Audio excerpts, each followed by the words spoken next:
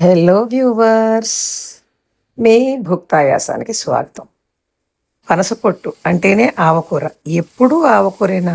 ఈసారి కొంచెం మార్చి ఈ విధంగా చేద్దాం. ముందుగా ఒక పావు కేజీ పనసపొట్టుని నేను రైతు బజార్లో కొనుక్కొచ్చాను. అప్పటికప్పుడు మన కాళ్ళ ఎదురే కొట్టి ఇస్తాడు. చాలా బాగుంది పనసపొట్టు కూడాను.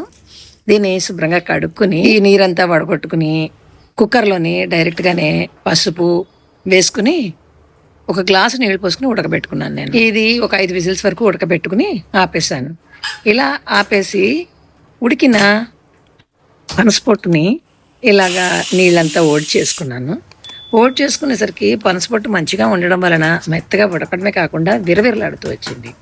ఇప్పుడు ఒక మూకుడులోని ఒక 100 గ్రాముల వరకు నువ్వుల పప్పు, 2 టీ స్పూన్ల ధనియాలు, 1 టీ స్పూన్ జీలకర్ర, 4 ఎండుమిరపకాయలు, లేదా కారానికి తగ్గట్టు మీరు ఎక్కువ కారం తింటే ఎక్కువ వేసుకోవచ్చు.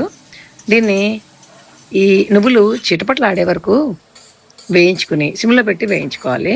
ఇలా వేగిన వాటిని మిక్సీ జార్లో వేసి పిప్పర్లో తిప్పాలి. ముందుకి వెనక్కి 1, 1, 2, 3లో పెట్టేశారంటే నూనె వచ్చేసి ముద్దగా అయిపోయే ప్రమాదం ఉంది. ఇప్పుడు కూరకి పోపు వేసుకుంటాం. కూరకి ఎప్పుడు కూడా పోపు వల్లే మంచిగా రుచి వస్తుంది.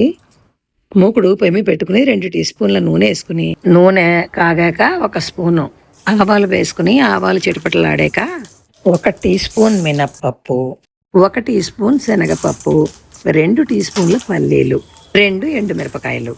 పోపు బాగా ఎర్రగా వేయించుకోవాలి. ఇలా ఎర్రగా వేయించుకున్న పోపులోకి కరివేపాకు కూడా వేసుకుని, పొడవుగా సన్నగా చీల్చుకున్న పచ్చిమిరపకాయలు వేసుకుని కలుపుకుని ఆ పైన ఉడకబెట్టుకున్న పనసపొట్టు వేయాలి.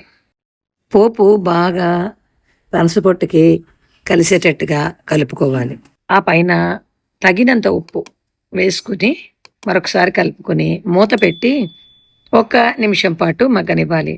ఆ పైన ముందుగా ఆడిపెట్టుకున్న ఈ నువ్వులు ధనియాల పొడి వేసుకుని మంచిగా కలుపుకుని 1 నిమిషం పాటు మళ్ళీ ఫ్లేవర్స్ అన్ని పట్టే వరకు ఉంచుకుని ఆ పైన వేడివేడి అన్నంలో నెయ్యి కానీ నువ్వుల నూనె కానీ వేసుకుని తింటే ఆహా అనకుండా ఉండలేరు. మీకు ఈ వంటకం నచ్చినట్లయితే తయారు చేసి ఏ విధంగా వచ్చిందో కామెంట్ల రూపంలో తెలియచేయండి. Thank you for watching.